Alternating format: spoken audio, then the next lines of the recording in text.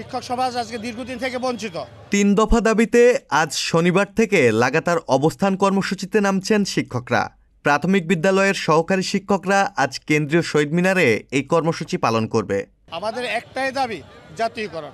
বাংলাদেশ প্রাথমিক বিদ্যালয় সহকারী শিক্ষক সমিতির সভাপতি মোহাম্মদ শামসুদ্দিন মাসুদের পাঠানো এক বিবৃতিতে এ তথ্য জানানো হয়েছে। বিবৃতিতে উল্লেখ করা ৩ দফা দাবির মধ্যে রয়েছে ১০ম গ্রেডে বেতন নির্ধারণ, ১০ বছর ও ১৬ বছর পূর্তিতে উচ্চতর গ্রেড সমস্যার সমাধান এবং শতভাগ বিভাগীয় পদোন্নতি। দাবি আদায় না হওয়া পর্যন্ত আন্দোলন চালিয়ে যাওয়ার ঘোষণা দিয়েছেন শিক্ষকরা।